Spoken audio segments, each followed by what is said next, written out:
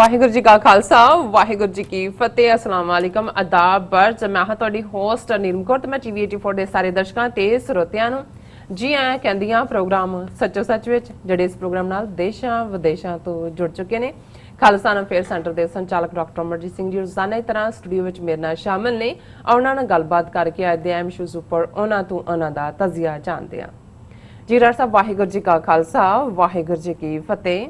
ਨੀਲਮ ਕੌਰ ਜੀ ਤੁਹਾਨੂੰ ਵੀ ਤੇ ਦੁਨੀਆ ਭਰ ਚ ਬੈਠੇ ਸਾਡੇ TV 84 ਦੇ ਬਹੁਤ ਹੀ ਪਿਆਰੇ ਤੇ ਸੋਹਣੇ TV 84 ਦੇ ਦਰਸ਼ਕਾਂ ਨੂੰ ਵੀ ਵਾਹਿਗੁਰੂ ਜੀ ਕਾ ਖਾਲਸਾ ਵਾਹਿਗੁਰੂ ਜੀ ਕੀ ਫਤਿਹ ਤੇ ਸਾਡੇ ਮੁਸਲਮਾਨ ਭੈਣਾਂ ਭਰਾਵਾਂ ਨੂੰ अस्सलाम वालेकुम। जी डॉक्टर साहब जी आनू प्रोग्राम सचो सच विच बहुत मेहरबानी। जी डॉक्टर साहब 14 अगस्त 2020 30 ਸਾਵਨ ਨਾਨਕ ਸ਼ਾਹੀ ਸੰਮਤ 552 ਦਾ ਦਿਨ ਹੈ ਤੇ ਡਾਕਟਰ ਸਾਹਿਬ ਪ੍ਰੋਗਰਾਮ ਸ਼ੁਰੂ ਕਰਨ ਤੋਂ ਪਹਿਲਾਂ ਅਸੀਂ ਆਪਣੇ ਦਰਸ਼ਕਾਂ ਤੇ ਸਰੋਤਿਆਂ ਨੂੰ ਹਮੇਸ਼ਾ ਤਰ੍ਹਾਂ ਦੱਸੀਏ ਵਿਊਅਰਸ ਜੇ ਤੁਸੀਂ ਹੱਕ ਸੱਚ ਇਨਸਾਫ ਤੇ ਪੈਰਾ ਦਿੰਦਾ ਇੱਕੋ ਇੱਕ ਚੈਨਲ TV 84 ਨੂੰ ਦੇਖਣਾ ਚਾਹੁੰਦੇ ਹੋ ਤਾਂ ਤੁਸੀਂ ਦੇਖ ਸਕਦੇ ਹੋ Spectrum cable, RCN cable, Bell Fibe cable Canada, roku, Jadoo box, ਸ਼ਾਵਾ, Facebook TV 84 ਦੀ ਐਪ ਰਾਹੀਂ online streaming and IP box ਤੇ ਤੁਸੀਂ TV 84 ਨੂੰ ਦੇਖ ਸਕਦੇ ਹੋ। ਵਿਊਅਰਸ ਜੇ ਤੁਸੀਂ TV 84 ਨਾਲ ਜਾਂ ਪ੍ਰੋਗਰਾਮ ਸੱਚੋ ਸੱਚ ਨਾਲ Facebook ਰਾਹੀਂ ਜੁੜੇ ਹੋ ਤਾਂ ਇਸ ਨੂੰ ਵੱਧ ਤੋਂ ਵੱਧ ਲਾਈਕ ਕਰੋ ਤੇ ਸ਼ੇਅਰ ਕਰੋ ਅਤੇ ਨਾਲ ਹੀ YouTube ਤੇ ਸਬਸਕ੍ਰਾਈਬ ਵੀ ਕਰੋ। ਇਹ ਵੀ ਦੱਸ ਦਈਏ ਕਿ ਤੁਸੀਂ TV 84 ਦੀ ਐਪ ਨੂੰ Android ਐਂਡ App Store ਤੇ ਡਾਊਨਲੋਡ ਕਰਕੇ ਜੋ TV 84 ਦੀ ਲਾਈਵ ਸਟ੍ਰੀਮ ਹੈ ਉਸ ਨੂੰ ਤੁਸੀਂ 24 ਆਵਰਸ ਦੇਖ ਸਕਦੇ ਹੋ। ਵਿਊਅਰਸ ਹੁਣ ਅਸੀਂ ਆਪਣੇ ਪ੍ਰੋਗਰਾਮ ਦੀ ਸ਼ੁਰੂਆਤ ਕਰਨ ਜਾ ਰਹੇ ਹਾਂ। ਪ੍ਰੋਗਰਾਮ ਦੇ ਸ਼ੁਰੂ ਦੇ ਵਿੱਚ ਪਹਿਲਾਂ ਤੇ ਅਸੀਂ ਆਪਣੇ ਪਾਕਿਸਤਾਨੀ ਵੀਰ ਭੈਣਾਂ ਨੂੰ ਪਾਕਿਸਤਾਨ ਦਾ ਜੋ ਆਜ਼ਾਦੀ ਦਿਵਸ ਹੈ ਇਸ ਦੇ ਉੱਪਰ ਲੱਖ ਲੱਖ ਮੁਬਾਰਕਾਂ ਦਿੰਦੇ ਹਾਂ ਔਰ ਰੱਬ ਅੱਗੇ ਅੱਲਾ ਅੱਗੇ ਦੁਆ ਕਰਦੇ ਹਾਂ ਕਿ ਜੋ ਪਾਕਿਸਤਾਨ ਹੈ ਉਹ ਦਿਨ ਦੁਗਣੀ ਤੇ ਰਾਤ ਚੌਗਣੀ ਤਰੱਕੀ ਕਰੇ। ਉਹ ਜੋ ਪਾਕਿਸਤਾਨ ਦੀ ਆਵਾਮ ਹੈ ਉਹ ਹਮੇਸ਼ਾ ਹੀ ਖੁਸ਼ਹਾਲ ਰਹੇ, ਤਰੱਕੀਆਂ 'ਚ ਰਵੇ।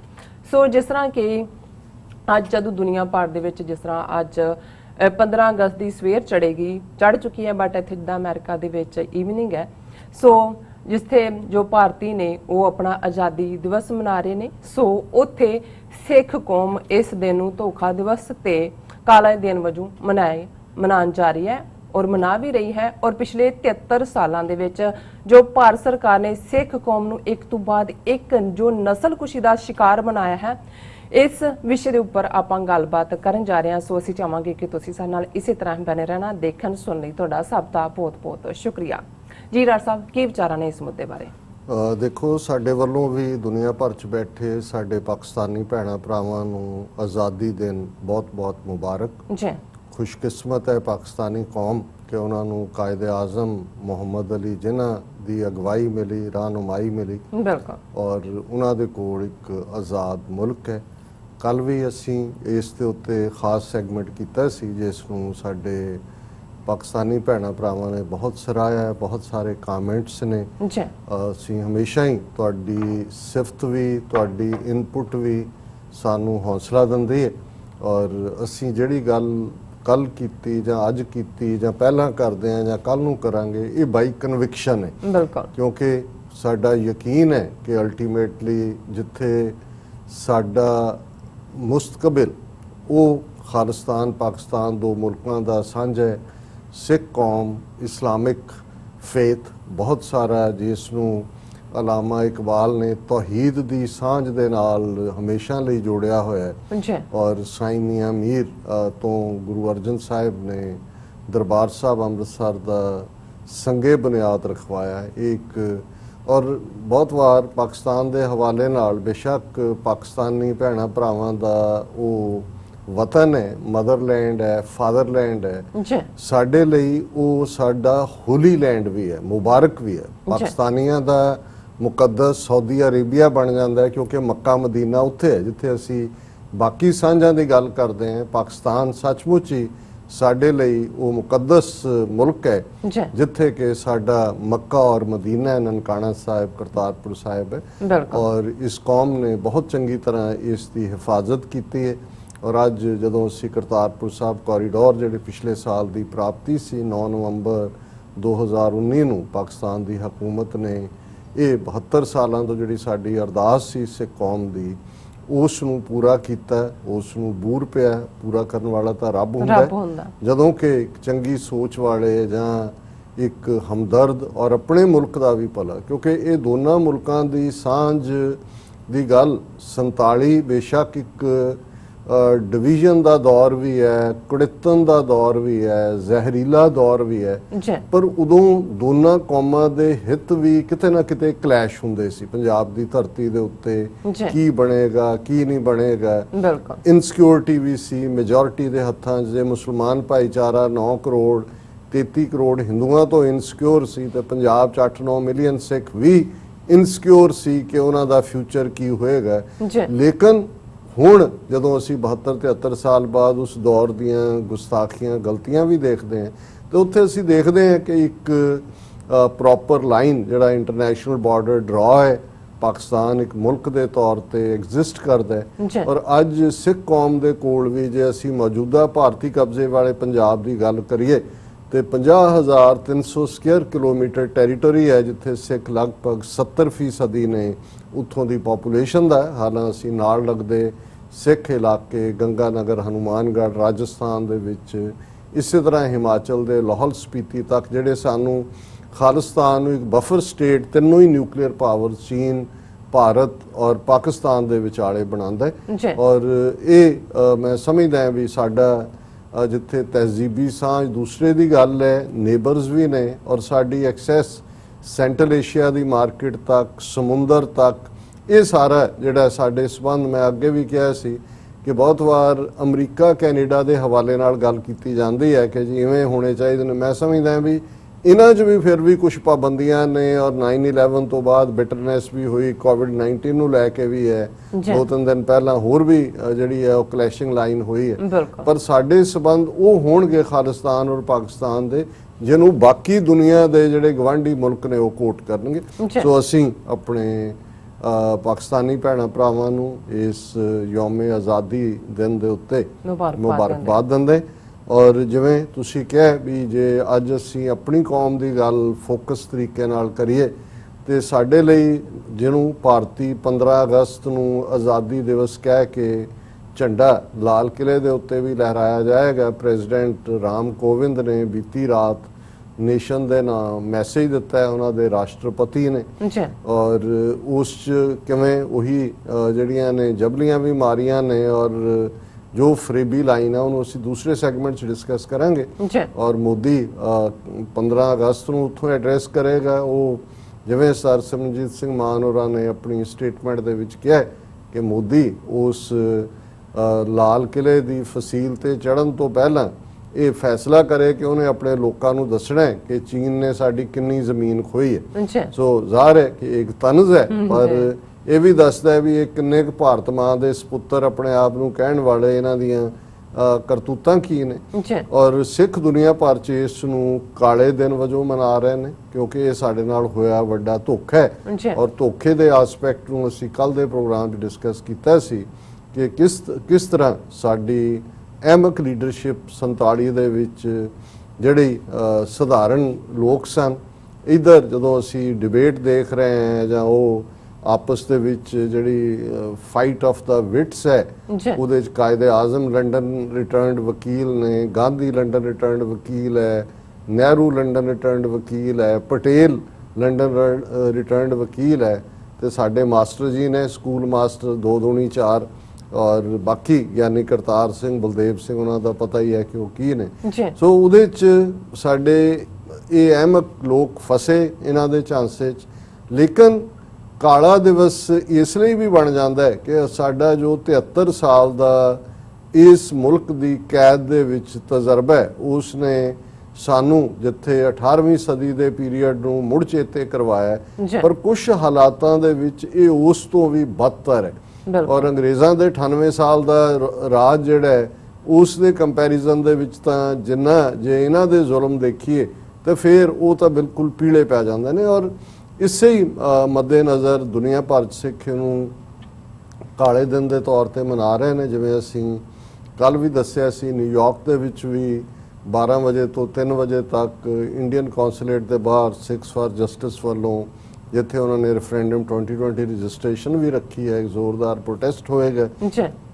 ਔਰ ਵਾਸ਼ਿੰਗਟਨ ਦੀ ਐਮਬੈਸੀ ਜਿਹੜੀ 2107 ਮੈਸਾਚੂਸਟਸ ਐਵਨਿਊ ਨਾਰਥ ਵੈਸਟ 'ਚ ਹੈ, ਉੱਥੇ 12 ਤੋਂ 3 ਵਜੇ ਤੱਕ ਜ਼ੋਰਦਾਰ ਪ੍ਰੋਟੈਸਟ, ਜਿਸ ਨੂੰ ਸਾਡੇ ਵੀਰ ਬਲਵਿੰਦਰ ਸਿੰਘ ਚੱਠਾ, ਵੀਰ ਨਰਿੰਦਰ ਸਿੰਘ ਜੀ ਉਹ ਉਹਨਾਂ ਦੇ ਸਾਥੀ ਆਰਗੇਨਾਈਜ਼ ਕਰ ਰਹੇ ਨੇ ਔਰ ਸਪਾਂਸਰਿੰਗ ਜਿਹੜੀਆਂ ਆਰਗੇਨਾਈਜੇਸ਼ਨਸ ਨੇ Khalistan affair centre, Sikhs for justice, East Coast Sikh coordination committee, ਸਾਰੇ metropolitan area, Virginia, Maryland, DC ਦੇ ਗੁਰਦੁਆਰੇ ਔਰ ਉਸ ਦੇ ਨਾਲ ਅਸੀਂ ਦੇਖਦੇ ਹਾਂ ਵੌਇਸਸ ਫਾਰ ਫਰੀडम, ਇਹ ਸਾਰੇ ਉਸ ਨੂੰ ਆਰਗੇਨਾਈਜ਼ ਕਰ ਰਹੇ ਨੇ। ਔਰ ਅੱਜ ਸਾਡੇ ਦਰਸ਼ਕਾਂ ਨੇ ਆਲਰੇਡੀ ਉਸ ਨੂੰ ਫੇਸਬੁੱਕ ਤੇ ਲਾਈਵ ਦੇਖਿਆ ਹੋਏਗਾ ਔਰ YouTube ਦੇ ਉੱਤੇ ਵੀ ਅਪਲੋਡ ਹੋ ਰਿਹਾ। ਥੋੜੀ ਜਿਹੀ ਟੈਕਨੀਕਲ ਹਿੱਚ ਹੈ ਕਿ ਇੱਕ ਪ੍ਰੈਸ ਕਾਨਫਰੰਸ ਜਿਹੜੀ ਕਿ ਦੁਪਹਿਰੇ 11 ਤੋਂ ਆਲਮੋਸਟ 12:15 ਤੱਕ ਇੱਥੋਂ ਦੇ ਅਸੀਂ ਵੱਡੇ 5 ਸਟਾਰ ਬੈਂਕੁਏਟ ਹਾਲ ਦੇ ਵਿੱਚ ਕੀਤੀ, ਜਿਸ ਦੇ ਵਿੱਚ ਸਾਡੀਆਂ ਦੂਸਰੀਆਂ ਆਰਗੇਨਾਈਜੇਸ਼ਨ, ਸਿੱਖ ਕੋਆਰਡੀਨੇਸ਼ਨ ਕਮੇਟੀ, ਸ਼੍ਰੋਮਣੀ ਅਕਾਲੀ ਦਲ ਅੰਮ੍ਰਿਤਸਰ, ਦੁਆਬਾ ਸਿੱਖ ਐਸੋਸੀਏਸ਼ਨ ਔਰ ਬਾਕੀ ਜਥੇਬੰਦੀਆਂ, ਗੁਰਦੁਆਰਾ ਕਮੇਟੀਆਂ ਦੇ ਨੁਮਾਇੰਦੇ ਵੀ ਸੀ।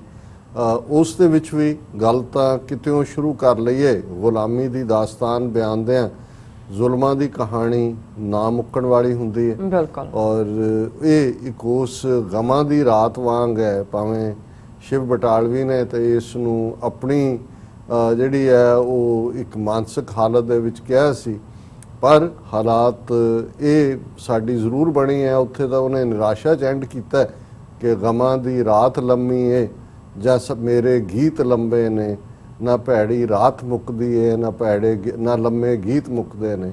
ਸੋ ਅਸੀਂ ਸਮਝਦੇ ਹਾਂ ਵੀ ਅਸੀਂ ਇਸ ਯਕੀਨ ਦੇ ਨਾਲ ਕਿ ਬੇਸ਼ੱਕ ਇਹ ਗਮਾਂ ਦੀ ਰਾਤ ਹੈ ਔਰ ਸਾਡੀ ਦਾਸਤਾਨ ਉਹਨਾਂ ਜਿਹੜੀਆਂ ਦੁਖਾਂਤਕ ਕਹਾਣੀਆਂ ਦੀ ਹੈ, ਜਿਹੜੀ ਇੱਕ ਤੋਂ ਬਾਅਦ ਇੱਕ ਟ੍ਰੈਜੇਡੀ ਹੈ, ਇੱਕ ਤੋਂ ਬਾਅਦ ਇੱਕ ਜਿਹੜੀ ਉਹਨਾਂ ਦੇ ਹੱਥ 'ਚ ਆਈ ਪਾਵਰ ਹੈ, ਉਹ ਪ੍ਰੋਸੀਕਿਊਟਰ ਨੇ ਔਰ ਅਸੀਂ ਪਰਸੀਕਿਊਟਰ ਹੈ। ਇੱਕ ਤੋਂ ਬਾਅਦ ਇੱਕ ਪਰਸੀਕਿਊਸ਼ਨ 'ਚੋਂ ਅਸੀਂ ਗੁਜ਼ਰਦੇ।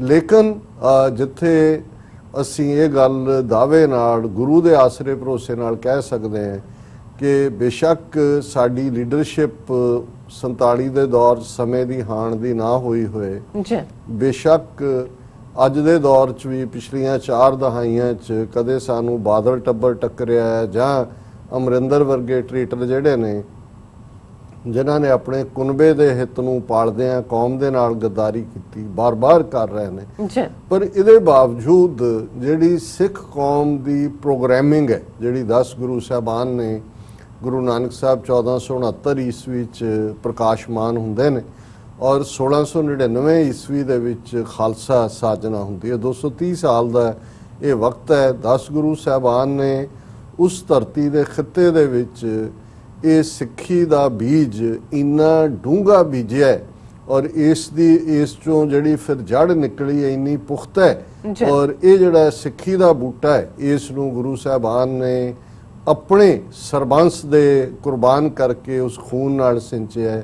ਇਸ ਦੀਆਂ ਜੜ੍ਹਾਂ ਦੇ ਵਿੱਚ ਗੁਰੂ ਅਰਜਨ ਸਾਹਿਬ ਦੀ ਸ਼ਹਾਦਤ ਹੈ, ਗੁਰੂ ਤੇਗ ਬਹਾਦਰ ਸਾਹਿਬ ਦੀ ਸ਼ਹਾਦਤ ਹੈ, ਛੋਟੇ ਛੋਟੇ 7 ਤੇ 9 ਸਾਲ ਦੇ ਸਾਹਿਬਜ਼ਾਦਾ ਜ਼ੋਰਾਵਰ ਸਿੰਘ, ਸਾਹਿਬਜ਼ਾਦਾ ਫਤਿਹ ਸਿੰਘ ਦਾ ਖੂਨ ਹੈ ਔਰ ਯੋਧੇ ਸਾਹਿਬਜ਼ਾਦਾ ਅਜੀਤ ਸਿੰਘ, ਸਾਹਿਬਜ਼ਾਦਾ ਜੁਝਾਰ ਸਿੰਘ 18 ਸਾਲ, 16 ਸਾਲ ਜਾਂ 16 ਜਾਂ 14 ਉਹਨਾਂ ਦੀਆਂ ਬਹਾਦਰੀ ਦੀਆਂ ਗਾਥਾਵਾਂ ਨੇ।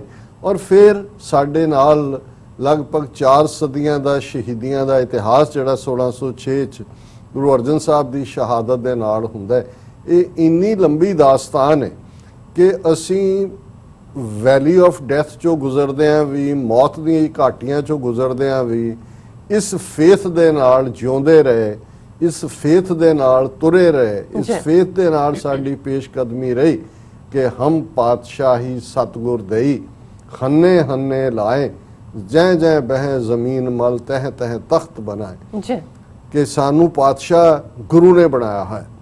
इन गरीब सिखन को देऊं पातशाही, ये याद रखें हमारी गुरियाई। कि जिथे एक सिख बैठा है 1.25 लाख है, वो 1.25 लाख नाल लड़न दा ओदा जीरा है और वो अपनी किस्मत दा आप मालिक है, वो अपनी होनी दा आप मालिक है। और एक वाक्य है जिहड़ा 19वीं सदी दे दूसरे अध दे विच ਜਿਹੜਾ ਜਦੋਂ ਅੰਗਰੇਜ਼ ਪੰਜਾਬ ਦੇ ਉੱਤੇ ਕਾਬਜ਼ ਹੋ ਜਾਂਦੇ ਨੇ 1849 ਦੇ ਸਾਲ ਦੇ ਵਿੱਚ, ਉਸ ਤੋਂ ਕੁਝ ਸਾਲ ਬਾਅਦ ਇੱਕ ਅੰਗਰੇਜ਼ ਜਿਹਦੇ ਨਾਲ ਦੋ ਭਾਸ਼ੀਏ ਇੰਟਰਪ੍ਰੇਟਰ ਹੈ ਉਹ ਜਾ ਰਿਹਾ ਤਾਂ ਉਹਨੇ ਦੇਖਿਆ ਕਿ ਵੀ ਇੱਕ ਨਿਹੰਗ ਸਿੰਘ ਜਿਹਦਾ ਬੜਾ ਘੋੜਾ ਵੀ ਬੜਾ ਪਲਿਆ ਹੋਇਆ ਸੋਹਣਾ ਹੈ ਔਰ ਉਹ ਪੂਰਾ ਸ਼ਸਤਰਧਾਰੀ ਹੈ। 5 ਸ਼ਸਤਰ ਜਿਵੇਂ ਨਿਹੰਗ ਸਿੰਘ ਮਿਨੀਮਮ ਹੁੰਦੇ ਨੇ, ਬਰਛਾ ਵੀ ਹੈ, ਚੱਕਰ ਵੀ ਹੈ ਔਰ ਕਟਾਰ ਵੀ ਹੈ, ਤਲਵਾਰ ਵੀ ਹੈ, ਢਾਲ ਵੀ ਹੈ। ਔਰ ਉਹ ਦੇਖਦਾ ਹੈ, ਉਹਨੂੰ ਰੋਕਦਾ ਹੈ ਤੇ ਉਹ ਉਹਨੂੰ ਪੁੱਛਦਾ ਹੈ ਆਪਣੇ ਦੁਪਾਸ਼ੀਏ ਰਾਹੀਂ ਕਿ ਵੀ ਉਹ ਇਹ ਸੋਚਦਾ ਵੀ ਅਸੀਂ ਤਾਂ ਪੰਜਾਬ 'ਚ ਹਰ ਇੱਕ ਨੂੰ ਡਿਸਆਰਮ ਕਰ ਦਿੱਤਾ ਹੈ, ਇਹ ਕਿੱਥੋਂ ਕੌਣ ਹੈ, ਕੀ ਹੈ ਇਹਦਾ, ਔਰ ਉਹਦੇ ਚਿਹਰੇ ਤੇ ਇੱਕ ਜਲਵਾ ਹੈ, ਇੱਕ ਨੂਰ ਹੈ। ਉਹ ਉਹਨੂੰ ਪੁੱਛਦਾ ਹੈ ਕਿ ਵੀ ਤੇਰਾ ਲੀਡਰ ਕੌਣ ਹੈ। ਬਿਲਕੁਲ। ਔਰ ਉਹ ਬਰਛੇ ਨੂੰ ਉੱਪਰ ਨੂੰ ਕਰ ਦਿੰਦਾ ਕਿ ਉਹ ਰੱਬ ਤੋਂ ਬਿਨਾਂ, ਉਹਨੂੰ ਇੰਟਰਪ੍ਰੀਟ ਕਰਕੇ ਕਹਿੰਦਾ ਕਿ ਵੀ ਇਹ ਉਹਨੇ ਜਵਾਬ ਦਿੱਤਾ ਹੈ ਕਿ ਸਿਰਫ ਇੱਕ ਰੱਬ ਨੂੰ ਅਸੀਂ ਲੀਡਰ ਮੰਨਦੇ ਹਾਂ, ਉਸ ਤੋਂ ਬਿਨਾਂ ਕੋਈ ਨਹੀਂ। ਤੇ ਫਿਰ ਉਹਨੂੰ ਉਹ ਪੁੱਛਦਾ ਹੈ ਕਿ ਵੀ ਉਹ ਤਾਂ ਉੱਪਰ ਦੇ ਰੱਬ ਦੀ ਗੱਲ ਹੈ, ਇੱਥੇ ਤੇਰੀ ਜ਼ਮੀਨ ਕਿਹੜੀ ਹੈ, ਤੇਰੀ ਧਰਤੀ ਕਿਹੜੀ ਹੈ। ਤੇ ਉਹ ਉਸ ਬਰਛੇ ਨੂੰ, ਨੇਜ਼ੇ ਨੂੰ ਜ਼ਮੀਨ 'ਚ ਮਾਰ ਕੇ ਮੈਸੇਜ ਦਿੰਦਾ ਹੈ ਕਿ ਜਿੱਥੇ ਮੈਂ ਬੈਠਾ ਇਹੀ ਧਰਤੀ ਮੇਰੀ ਹੈ। ਹੁਣ ਇਹ ਹੈ ਹੰਨੇ ਹੰਨੇ ਜਿਹੜੀ ਮੀਰੀ ਦੀ ਗੱਲ ਹੈ, ਜੈ ਜੈ ਮੈਂ ਜ਼ਮੀਨ ਮਲ ਤਹਿ ਤਹਿ ਤਖਤ ਬਣਾਏ, ਕਿ ਜਿਹੜੀ ਗੁਲਾਮੀ ਹੈ ਉਹ ਸਟੇਟ ਆਫ ਮਾਈਂਡ ਹੈ। ਔਰ ਜੇ ਅਸੀਂ ਖਾਲਸਾਈ ਪਹਿਰਾਵਾ ਨਿਹੰਗ ਸਿੰਘਾਂ ਦੇ ਬਾਣੇ 'ਚ ਦੇਖੀਏ ਤੇ ਇੱਕ ਫਰਲਾ ਅਸੀਂ ਕਹਿੰਦੇ ਹਾਂ, ਦਸਤਾਰ ਦੇ ਉੱਤੇ ਕੋਨ ਸ਼ੇਪਡ ਦਸਤਾਰ ਹੁੰਦੀ ਹੈ, ਉਸ ਤੇ ਚੱਕਰ, ਇਹ ਫਰਲਾ। ਹੁਣ ਫਰਲਾ ਝੰਡਾ ਹੈ। ਹੁਣ ਬਹੁਤ ਵਾਰ ਜਿਹੜੀਆਂ ਕੌਮਾਂ ਜਿਵੇਂ ਪਾਕਿਸਤਾਨ ਡੇ ਜੇ ਅੱਜ ਸਾਡੇ ਪਾਕਿਸਤਾਨੀ ਭੈਣ ਭਰਾ ਮਨਾ ਰਹੇ ਨੇ, ਹਰ ਥਾਂ ਤੇ ਪਾਕਿਸਤਾਨੀ ਝੰਡਾ ਲਹਿਰਾਇਆ ਜਾ ਰਿਹਾ ਕਿਉਂਕਿ ਉਸ ਝੰਡੇ ਦੇ ਨਾਲ ਫਖਰ ਹੈ, ਉਹ ਕੁਰਬਾਨੀਆਂ ਦੀ ਗੱਲ ਕਰਦਾ ਹੈ। ਇਸੇ ਤਰ੍ਹਾਂ ਹਰ ਮੁਲਕ ਜਿਹੜਾ ਸੋਵਰਨ ਹੈ ਉਸ ਦਾ ਆਪਣਾ ਇੱਕ ਝੰਡਾ ਹੈ ਔਰ ਜਦੋਂ ਉਹਨੂੰ ਕੋਈ ਸਬਜੂਗੇਟ ਕਰਦਾ ਉਹਦਾ ਝੰਡਾ ਲਾ ਕੇ ਆਪਣਾ ਝੰਡਾ ਲਾਉਂਦਾ। ਹੁਣ ਜਦੋਂ ਕੱਲਾ ਕੱਲਾ ਸਿੱਖ ਵੀ ਜੰਗਲਾਂ ਦੇ ਵਿੱਚ ਔਰ ਔਖੀਆਂ ਥਾਵਾਂ ਦੇ ਉੱਤੇ ਜਿਹੜਾ ਉਹ ਆਪਣੀ ਆਜ਼ਾਦੀ ਦੀ ਲੜਾਈ ਜਾਰੀ ਰੱਖ ਰਿਹਾ ਸੀ, ਸੋ ਹਰ ਸਿੰਘ ਦੀ ਦਸਤਾਰ ਦਾ ਉਹ ਫਰਲਾ ਜਿਹੜਾ ਉਹ ਝੰਡਾ ਸੀ ਕਿ ਵੀ ਮੈਂ ਕਿਸੇ ਦੀ ਅਧੀਨਗੀ ਨਹੀਂ ਕਬੂਲੀ ਹੋਈ, ਖਾਲਸਾ ਸੋਵਰਨ ਹੈ। ਇਹ ਹੈ ਜੈ ਜੈ ਮੈਂ ਜ਼ਮੀਨ ਮਲ ਤਹਿ ਤਹਿ ਤਖਤ ਬਣਾਏ, ਜਿੱਥੇ ਅਸੀਂ ਬੈਠੇ ਹਾਂ ਉੱਥੇ ਅਸੀਂ ਤਖਤ ਬਣਾਇਆ। ਹੁਣ ਇਹ ਜਿਹੜੀ ਖਾਲਸਾਈ ਸਪਿਰਿਟ ਹੈ, ਸਿੱਖ ਸਪਿਰਿਟ ਹੈ, ਔਰ ਇਹ ਜਿਹੜੀ 1.25 ਲੱਖ ਦੀ ਗੱਲ ਹੈ, ਇਹ ਮੈਸੇਜ ਸੀ। ਬਹੁਤ ਵਾਰ ਇਹ ਹੁੰਦਾ ਹੈ ਕਿ ਜਦੋਂ ਬਿਗ ਨੰਬਰਸ ਆ ਜਾਂਦੇ ਨੇ, ਵੱਡੀਆਂ ਫੌਜਾਂ ਆ ਜਾਂਦੀਆਂ ਨੇ, ਦੂਸਰੇ ਸਮਝਦੇ ਨੇ ਕਿ ਭਾਈ ਅਸੀਂ ਹੁਣ ਜਿਹੜਾ ਇਹਨਾਂ ਸਾਹਮਣੇ, ਪਰ ਨਹੀਂ, ਹੁਣ ਸਾਡਾ ਤਾਂ ਮੈਥਮੈਟਿਕਸ ਹੀ 1.25 ਲੱਖ ਤੋਂ ਸ਼ੁਰੂ ਹੁੰਦਾ ਹੈ। ਔਰ ਇਹ ਕੱਲਾ ਸਿਰਫ ਲਫ਼ਜ਼ਾਂ 'ਚ ਨਹੀਂ ਹੈ। ਜੇ 3 ਸਦੀਆਂ ਦਾ ਇਤਿਹਾਸ ਚਮਕੌਰ ਦੀ ਗੜੀ ਤੋਂ ਦੇਖੀਏ, ਜਿੱਥੇ 10ਵੇਂ ਪਾਤਸ਼ਾਹ ਆਪਣੇ ਸਾਹਿਬਜ਼ਾਦਿਆਂ, ਵੱਡੇ ਸਾਹਿਬਜ਼ਾਦਿਆਂ ਔਰ ਪਿਆਰਿਆਂ ਦੇ ਨਾਲ 40 ਸਿੱਖ ਨੇ ਔਰ ਲਗਭਗ 10 ਲੱਖ ਦੀ ਫੌਜ ਸਾਰੇ ਪੰਜਾਬ ਭਰ ਦੇ ਵਿੱਚ ਫੈਲੀ ਹੋਈ ਹੈ ਔਰ ਇੱਕ ਇੱਕ ਸਿੱਖ ਟਕਰਾਂਦਾ ਹੈ। 1.25 ਲੱਖ ਦੀ ਉਹ ਸਪਿਰਿਟ ਜਿਹੜੀ ਹੈ, ਉਹ ਉਹਨਾਂ ਦੇ ਸਾਹਿਬਜ਼ਾਦੇ ਵੀ ਸ਼ਹੀਦ ਹੁੰਦੇ ਨੇ, ਸ਼ਹੀਦੀਆਂ ਪਾਉਂਦੇ ਨੇ, ਲੇਕਿਨ 10 ਲੱਖ ਫੌਜ ਉਹਨਾਂ ਦਾ ਮਨੋਬਲ ਨਹੀਂ ਤੋੜ ਸਕਦੀ। ਫਿਰ ਇਹੀ ਸਪਿਰਿਟ ਅਸੀਂ ਦੇਖਦੇ ਜਦੋਂ ਕਿ ਤੁਸੀਂ ਔਖੇ ਤੋਂ ਔਖੇ ਇਸ ਪੀਰੀਅਡ ਦੇ ਵਿੱਚ ਜਿਹੜੀ ਰੈਜ਼ਿਲੀਅੰਸ ਦੇਖਦੇ ਹੋ ਸਿੱਖ ਦੀ, ਉਹਦੇ ਪਿੱਛੇ ਸਪਿਰਿਟ ਹੈ ਕਿ ਵੀ ਕੋਈ ਵੀ ਤੁਹਾਨੂੰ ਤੁਹਾਡੇ ਈਮਾਨ ਤੋਂ ਨਹੀਂ ਡੇਗ ਸਕਦਾ। ਔਰ ਇਸੇ ਨਹੀਂ ਜੇ ਅਸੀਂ ਧਰਤੀ ਦੇ ਖਮੀਰ ਨੂੰ ਬਦਲਿਆ 18ਵੀਂ ਸਦੀ ਦੇ ਵਿੱਚ, ਜੇ ਅੱਜ ਵੀ ਭਾਰਤ ਦੀ ਹਕੂਮਤ 30 ਮਿਲੀਅਨ ਉਹਨੂੰ ਉਸ ਤੋਂ ਕਿਉਂ ਖੌਫਜ਼ਦਾ ਨੇ, ਉਹਨਾਂ ਨੂੰ ਇਹ ਤੁਹਾਡਾ ਇਤਿਹਾਸ ਜਿਹੜਾ ਹੁੰਦਾ ਹੈ ਉਹ ਤੁਹਾਡਾ ਆਇਨਾ ਵੀ ਹੁੰਦਾ ਹੈ, ਤੁਹਾਡਾ ਸ਼ੀਸ਼ਾ ਵੀ ਹੁੰਦਾ ਹੈ, ਤੁਹਾਡੀ ਮੋਟੀਵੇਸ਼ਨ ਵੀ ਹੁੰਦੀ ਹੈ, ਤੁਹਾਡੀ ਸਟਰੈਂਥ ਵੀ ਹੁੰਦੀ ਹੈ। ਔਰ ਇਸ ਤੋਂ ਹੀ ਦੁਸ਼ਮਣ ਨੂੰ ਡਰ ਵੀ ਲੱਗਦਾ। ਔਰ ਇਹ ਜਿਹੜਾ ਸਿੱਖਾਂ ਦਾ ਰਿਜ਼ੋਲਵ ਹੈ, ਜਦੋਂ ਇਹਨਾਂ ਨੇ 36 ਸਾਲ ਪਹਿਲਾਂ ਪਹਿਲੇ ਹਫਤੇ ਜੂਨ ਦੇ 1984 ਚ ਟੈਂਕਾਂ ਤੋਪਾਂ ਦੇ ਨਾਲ ਅਕਾਲ ਤਖਤ ਢਾਇਆ, ਪੰਜਾਬ ਭਰ ਦੇ ਇਤਿਹਾਸਕ ਗੁਰਦੁਆਰੇ ਹਰਿਆਣਾ ਹਿਮਾਚਲ ਦੇ ਉਹਨਾਂ 'ਚ ਵੀ ਫੌਜ ਭੇਜੀ, ਹਜ਼ਾਰਾਂ ਸਿੱਖ ਮਾਰੇ।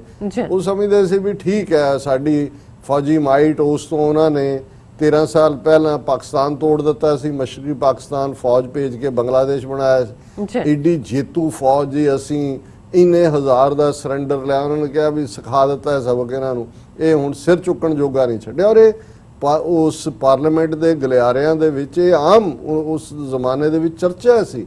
ਕਹਿੰਦੇ ਸੀ ਕਿ ਸਿੱਖ ਤਾਂ ਰੋਜ਼ ਪੜ੍ਹਦੇ ਸੀ ਰਾਜ ਕਰੇਗਾ ਖਾਲਸਾ, ਐਸੀ ਇਹਨਾਂ ਨੂੰ ਮਾਰ ਮਾਰੀ ਹੈ ਕਿ ਯਾਦ ਕਰੇਗਾ ਖਾਲਸਾ। ਪਰ ਅੱਜ ਇਹ ਗੱਲ ਇੰਦਰਾ ਗਾਂਧੀ ਦੱਸ ਸਕਦੀ ਹੈ, ਜਨਰਲ ਵੈਦਿਆ ਦੱਸ ਸਕਦਾ ਹੈ।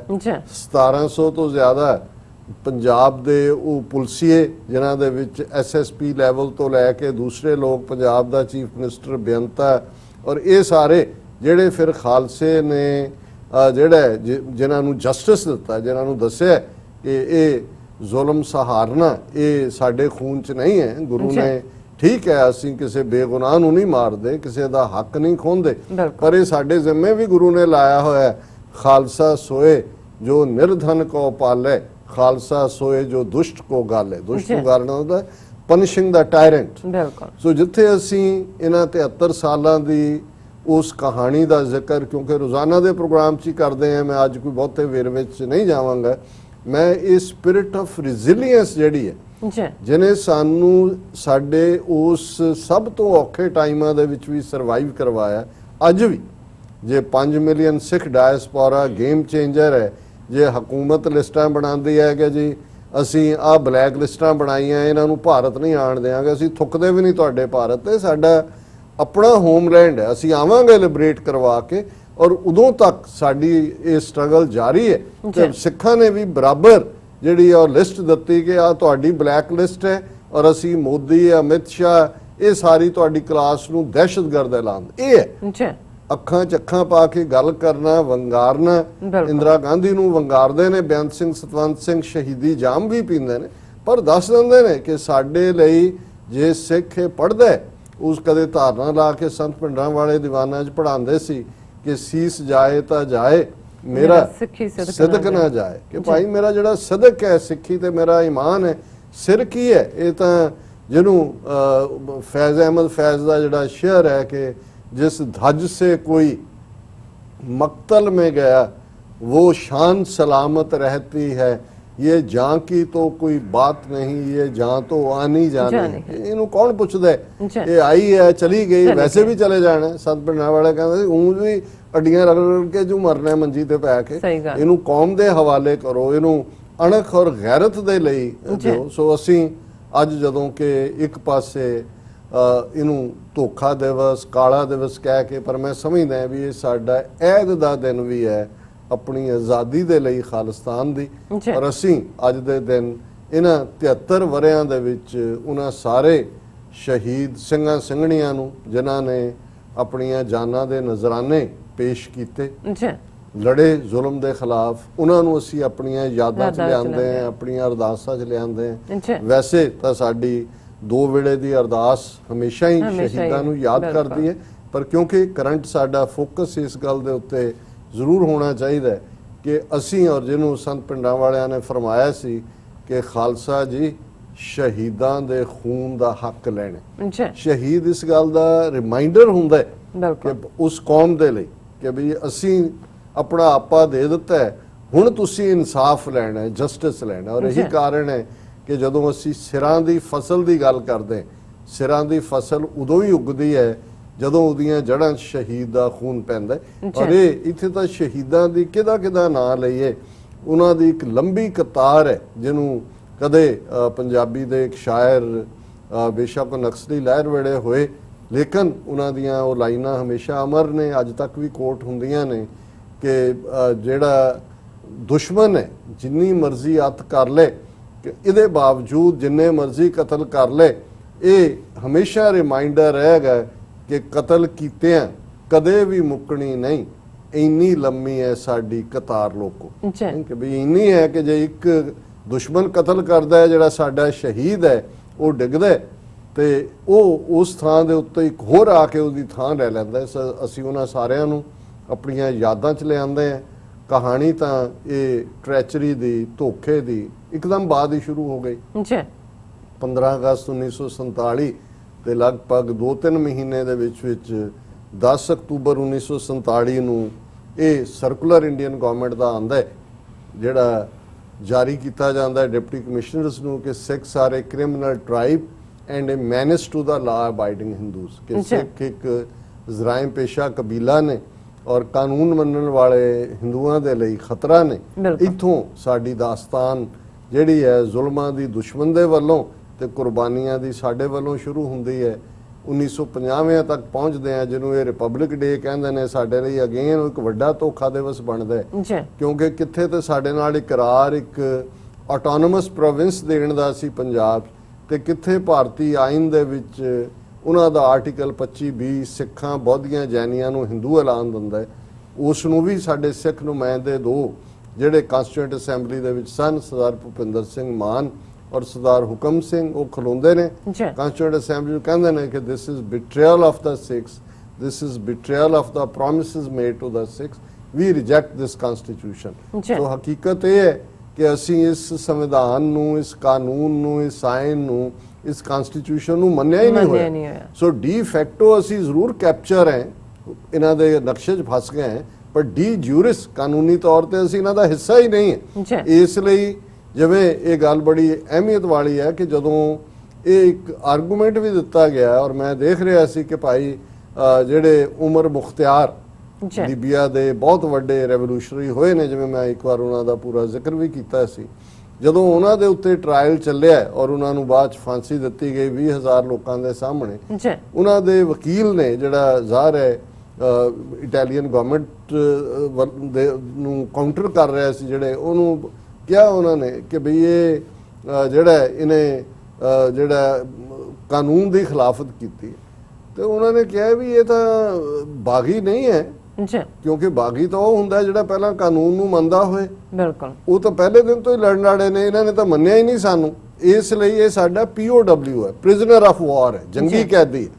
ਸੋ ਸਿੱਖ ਜਿਹੜੇ ਅੱਜ ਨੇ ਭਾਰਤ ਦੇ ਨਕਸ਼ੇ 'ਚ ਹੌਸਟੇਜ ਨੇ, ਪ੍ਰਿਜ਼ਨਰ ਆਫ ਵਾਰ ਨੇ। ਅਸੀਂ ਕਿਵੇਂ ਇਹਨਾਂ ਦਾ ਕਾਨੂੰਨ ਤਾਂ ਤੋੜਨ ਦੀ ਗੱਲ ਹੋਏ ਕਿ ਅਸੀਂ ਕਾਨੂੰਨ ਨੂੰ ਮੰਨਿਆ ਹੋਇਆ, ਅਸੀਂ ਤਾਂ ਡੀ ਜੂਰਿਸ ਰਿਜੈਕਟ ਕੀਤਾ ਹੋਇਆ। ਔਰ ਫਿਰ ਬੇਸ਼ੱਕ ਅਕਾਲੀ ਲੀਡਰਸ਼ਿਪ ਨੇ ਫਿਰ ਪੰਜਾਬੀ ਜ਼ਬਾਨ ਨੂੰ ਰੈਕਗਨਾਈਜ਼ ਕਰਵਾਉਣ ਲਈ, ਪੰਜਾਬ ਦੇ ਪਾਣੀਆਂ ਦੀ ਲੁੱਟ ਨੂੰ ਬਚਾਉਣ ਲਈ, ਐਂਡ ਫਾਈਨਲ ਅਟੈਂਪਟ ਸੀ 1982 ਤੋਂ ਲੈ ਕੇ 84 ਤੱਕ ਧਰਮ ਯੁੱਧ ਮੋਰਚਾ, ਜਿਹਦੇ ਵਿੱਚ ਫੈਡਰਲ ਸਿਸਟਮ ਦੇ ਵਿੱਚ ਕਿ 2-3 ਮਹਿਕਮੇ ਸਰਕਾਰ ਆਪਣੇ ਕੋਲ ਰੱਖੇ, ਜਿਵੇਂ ਕੈਬਨਿਟ ਮਿਸ਼ਨ ਪਲਾਨ ਸੀ, ਫੋਰਨ ਅਫੇਅਰਸ, ਡਿਫੈਂਸ ਜਾਂ ਕਮਿਊਨੀਕੇਸ਼ਨ, ਬਾਕੀ ਸਟੇਟਾਂ ਨੂੰ ਦਿੱਤੇ ਜਾਣ, ਔਰ ਟੈਂਕਾਂ ਤੋਪਾਂ ਨਾਲ ਹਮਲਾ, ਜਿਸ ਦਾ ਜਵਾਬ ਫਿਰ ਇਹ ਸੀ ਕਿ ਹੁਣ ਖਾਲਿਸਤਾਨ ਦੀ ਨੀਂਹ ਰੱਖੀ ਗਈ ਹੈ ਤੇ ਖਾਲਿਸਤਾਨ ਦੀ ਸਟਰਗਲ, ਔਰ ਉਸ ਤੋਂ ਬਾਅਦ ਇੱਕ ਨਸਲਕੁਸ਼ੀ ਜੂਨ 84 ਦਾ ਘੱਲੂਘਾਰਾ, ਜਿਹਦੇ ਲਈ ਅਸੀਂ ਲਫ਼ਜ਼ ਇਸਤੇਮਾਲ ਕਰਦੇ ਹਾਂ, ਨਵੰਬਰ 84 ਭਾਰਤ ਭਰ ਦੇ ਵਿੱਚ ਹਜ਼ਾਰਾਂ ਸਿੱਖਾਂ ਦਾ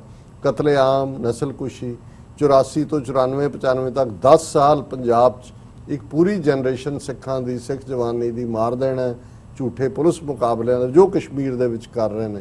ਔਰ ਉਸ ਤੋਂ ਬਾਅਦ ਪੰਜਾਬ ਦੇ ਵਿੱਚ ਡਰੱਗਸ, ਲੱਚਰਪੁਣਾ, ਦੂਸਰਾ ਜੋ ਅੱਜ ਵੀ 90 ਤੋਂ ਜ਼ਿਆਦਾ ਨੌਜਵਾਨ ਪਿਛਲੇ ਮਹੀਨਿਆਂ ਦੇ ਵਿੱਚ UAPA ਦਹਿਸ਼ਤਗਰਦੀ, ਸੈਡੀਸ਼ਨਸ ਕਾਨੂੰਨ ਦੇ ਥੱਲੇ ਫੜੇ ਹੋਏ ਨੇ, ਕਿਸ ਕਿਸਮ ਦੇ ਜ਼ੁਲਮ ਚੱਲ ਰਹੇ ਨੇ ਬਰਾਬਰ, ਔਰ ਬਾਹਰਲੇ ਸਿੱਖਾਂ ਦੇ ਮਾਮਲਿਆਂ 'ਚ ਕਿਸ ਕਦਰ ਦਖਲ ਅੰਦਾਜ਼ੀ ਹੋ ਰਹੀ ਹੈ, ਇਹ ਅਸੀਂ ਰੋਜ਼ਾਨਾ ਗੱਲ ਕਰਦੇ ਔਰ ਮੈਂ ਇਹੀ ਦੁਹਰਾਉਣਾ ਚਾਹਾਂਗਾ ਕਿ ਇਹ ਸਾਡਾ ਅਹਿਦ ਹੈ, ਸਾਡਾ ਪ੍ਰਣ ਹੈ, ਸਾਡਾ ਰਿਜ਼ੋਲਵ ਹੈ ਕਿ 30 ਮਿਲੀਅਨ ਸਿੱਖ ਕੌਮ ਦੁਨੀਆ ਭਰ ਦੇ ਵਿੱਚ ਬੈਠੀ ਹੋਈ ਆਪਣੀ ਆਜ਼ਾਦੀ, ਦਰਿਆਏ ਜਮਨਾ ਤੋਂ ਵਾਘਾ ਤੱਕ ਇੰਡੀਪੈਂਡੈਂਟ ਸੋਵਰਨ ਨੇਸ਼ਨ ਖਾਲਿਸਤਾਨ ਨੂੰ ਜਦੋਂ ਤੱਕ ਲਿਬਰੇਟ ਨਹੀਂ ਕਰਵਾ ਲੈਂਦੀ, ਚੈਨ ਨਾਲ ਨਹੀਂ ਬੈਠੇਗੀ। ਔਰ ਇਹੀ ਮੈਸੇਜ ਅੱਜ ਦੀ ਪ੍ਰੈਸ ਕਾਨਫਰੰਸ ਵੀ ਦਿੱਤਾ ਗਿਆ ਹੈ, ਇਹੀ ਮੈਸੇਜ ਕੱਲ ਨੂੰ 15 ਅਗਸਤ ਵਾਲੇ ਦਿਨ ਦੁਨੀਆ ਭਰ ਦੇ ਸਿੱਖ ਵੀ ਦੇਣਗੇ, ਔਰ ਈਵਨ ਪੰਜਾਬ ਦੇ ਵਿੱਚ ਭਾਰਤੀ ਕਬਜ਼ੇ ਵਾਲੇ ਦਲ ਖਾਲਸਾ, ਸ਼੍ਰੋਮਣੀ ਅਕਾਲੀ ਦਲ ਅੰਮ੍ਰਿਤਸਰ, ਉਹਨਾਂ ਵੱਲੋਂ ਵੀ ਜਿਹੜਾ ਇਸ ਦੇ ਲਈ ਪ੍ਰੋਟੈਸਟ ਵੀ ਨੇ, ਔਰ ਉਹਨਾਂ ਨੇ ਜਿਹੜਾ ਉਹ ਮੈਮੋਰੈਂਡਮ ਵੀ ਦਿੱਤੇ ਨੇ। ਸੋ ਅਸੀਂ ਇਹੀ ਆਪਣੀ ਕੌਮ ਔਰ ਇਸ ਸਾਰੇ ਪੀਰੀਅਡ 'ਚ ਇਸ ਸਾਲ ਦੀਆਂ ਘਟਨਾਵਾਂ 'ਚ, ਜਿਵੇਂ ਮੈਂ ਪਹਿਲਾਂ ਵੀ ਜ਼ਿਕਰ ਕੀਤਾ ਹੈ, ਕਰਤਾਰਪੁਰ ਸਾਹਿਬ ਦਾ ਕੋਰੀਡੋਰ, ਸੋ ਅਸੀਂ ਜਿੱਥੇ ਪਾਕਿਸਤਾਨ ਦੀ ਹਕੂਮਤ ਨੇ, ਖਾਸ ਤੌਰ ਤੇ ਇਮਰਾਨ ਖਾਨ ਸਾਹਿਬ ਦੀ ਸਰਕਾਰ ਨੇ, ਜਨਰਲ ਬਾਜਵਾ ਦੀ ਜਿਹੜਾ ਉਹਨਾਂ ਦੀ ਜਨਰਲ ਹੁੰਦੇ ਆ, ਕਰਤਾਰਪੁਰ ਸਾਹਿਬ ਦਾ ਕੋਰੀਡੋਰ ਖੋਲ੍ਹਿਆ। ਅੱਜ ਮਜ਼ਹਬੀ ਮਾਮਲਿਆਂ 'ਚ ਗੁਰਦੁਆਰਿਆਂ ਦੀ ਸਾਂਭ ਸੰਭਾਲ ਵੀ ਹੈ, ਐਕਸੈਸ ਵੀ ਹੈ, ਪਰ ਅਸੀਂ ਇਹ ਜ਼ਰੂਰ ਐਕਸਪੈਕਟ ਕਰਦੇ ਹਾਂ ਕਿ ਪਾਕਿਸਤਾਨ ਦੀ ਹਕੂਮਤ ਘੱਟੋ ਘੱਟ ਆਵਾਮ ਜਾਂ ਲੋਕਾਂ ਦੀ ਮੁਹੱਬਤ ਤਾਂ ਬੇਪਨਾਹ ਹੈ, ਉਸ ਦਾ ਤਾਂ ਕੋਈ ਮੁਕਾਬਲਾ ਹੀ ਨਹੀਂ ਹੈ, ਪਰ ਅਸੀਂ ਸਮਝਦੇ ਹਾਂ ਵੀ ਹਕੂਮਤੀ ਲੈਵਲ ਦੇ ਉੱਤੇ ਹੁਣ ਉਹਨਾਂ ਨੂੰ ਸਿੱਖਾਂ ਦੀ, ਖਾਲਿਸਤਾਨ ਦੀ ਸਟਰਗਲ ਨੂੰ ਡਿਪਲੋਮੈਟਿਕ ਸਪੋਰਟ ਦੇਣੀ ਚਾਹੀਦੀ ਹੈ। ਬਾਹਰ ਬੈਠੇ ਇਹਨਾਂ ਦੇ ਸਫੀਰ ਵੀ ਦੇਣ, ਔਰ ਉੱਥੇ ਵੀ ਜਿਸ ਲੈਵਲ ਤੇ ਵੀ, ਕਿਉਂਕਿ ਹੁਣ ਭਾਰਤ ਜੋ ਉਹਨਾਂ ਨੇ ਕਸ਼ਮੀਰ ਦੇ ਵਿੱਚ ਕੀਤਾ ਹੈ, ਐਨੈਕਸ ਕਰਕੇ ਜੰਮੂ ਕਸ਼ਮੀਰ ਸਟੇਟ ਦਾ ਹੀ ਵਜੂਦ ਹੀ ਮਿਟਾ ਦਿੱਤਾ ਹੈ, ਜੋ ਬਲੋਚਿਸਤਾਨ 'ਚ ਇੰਟਰਫੇਰੈਂਸ ਕਰ ਰਹੇ ਨੇ, ਗਿਲਗਿਤ ਬਲਟਿਸਤਾਨ 'ਚ ਕਰ ਰਹੇ ਨੇ,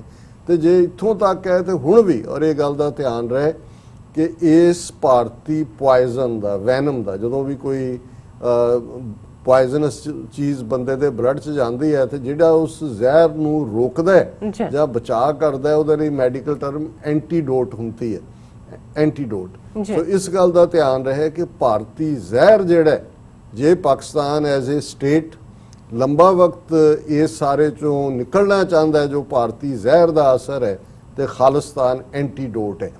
ਖਾਲਿਸਤਾਨ ਉਹ ਮੰਤਰ ਹੈ ਜਿਹੜਾ ਉਸ ਜ਼ਹਿਰ ਨੂੰ ਬਾਹਰ ਕੱਢ ਕੇ ਸੁੱਟਦਾ ਹੈ, ਔਰ ਖਾਲਿਸਤਾਨ ਇੱਕ ਵਾਇਬਲ ਬਫਰ ਸਟੇਟ ਹੈ ਜਿਹੜੀ ਚੀਨ, ਭਾਰਤ, ਪਾਕਿਸਤਾਨ ਤਿੰਨੋਂ ਨਿਊਕਲੀਅਰ ਸ਼ਕਤੀਆਂ ਦੇ ਵਿਚਾਲੇ ਇਹ ਜਿਹੜਾ ਹੈ ਉਸ ਨੂੰ, ਉਸ ਸਾਊਥ ਏਸ਼ੀਆ ਦੇ ਖਿੱਤੇ ਨੂੰ ਸਟੇਬਿਲਿਟੀ ਦੇਗੀ, ਪ੍ਰੋਸਪੈਰਿਟੀ ਦੇਗੀ, ਖੁਸ਼ਹਾਲੀ ਦੇਗੀ। ਜੀ ਡਾਕਟਰ ਸਾਹਿਬ, ਤੁਹਾਡਾ ਬਹੁਤ ਬਹੁਤ ਸ਼ੁਕਰੀਆ। ਇਸ ਵਾਰ ਲੈਣੇ ਬ੍ਰੇਕ ਤੋਂ ਪਹਿਲਾਂ ਅਸੀਂ ਆਪਣੇ ਦਰਸ਼ਕਾਂ ਤੇ ਸਰੋਤਿਆਂ ਨੂੰ ਅਪੀਲ ਤੇ ਬੇਨਤੀ ਕਰਦੀ ਹਾਂ ਵਿਊਅਰਸ, ਜਿਸ ਤਰ੍ਹਾਂ ਕਿ ਤੁਸੀਂ ਜਾਣਦੇ ਹੋ ਕਿ TV 84 ਇੱਕ ਪੰਥਕ ਚੈਨਲ ਹੈ ਔਰ TV 84 ਹੱਕ, ਸੱਚ, ਇਨਸਾਫ ਦੀ ਜੋ ਆਵਾਜ਼ ਹੈ ਉਸ ਨੂੰ ਬੁਲੰਦ ਕਰ ਰਿਹਾ ਹੈ। ਸੋ ਅਸੀਂ ਚਾਹਾਂਗੇ ਕਿ ਤੁਸੀਂ ਵੱਧ ਤੋਂ ਵੱਧ ਆਪਣੀ ਜੋ ਮਾਈਕ ਸਹਾਇਤਾ ਹੈ ਉਹ ਸਾਨੂੰ ਡੋਨੇਟ ਕਰੋ। ਤੁਸੀਂ ਡੋਨੇਟ ਕਰਨ ਲਈ ਸਾਡੀ ਵੈਬਸਾਈਟ tv84.tv ਤੇ ਜਾ ਕੇ ਪੇਪਲ ਦੀ ਵਰਤੋਂ ਕਰਕੇ ਵਨ ਟਾਈਮ ਡੋਨੇਟ ਕਰ ਸਕਦੇ ਹੋ, ਮੰਥਲੀ ਡੋਨੇਟ ਵੀ ਕਰ ਸਕਦੇ ਹੋ।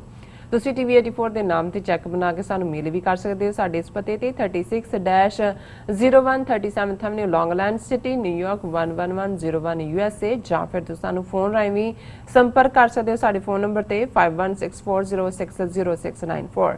Thank you so much viewers. ਵਿਚਾਰਾਂ ਦਾ ਸਿਲਸਿਲਾ ਇਸ ਤਰ੍ਹਾਂ ਚੱਲਦਾ ਰਹੇਗਾ। ਮਿਲਦੇ ਹਾਂ ਛੋਟੇ ਜਿਹੇ ਬ੍ਰੇਕ ਤੋਂ ਬਾਅਦ।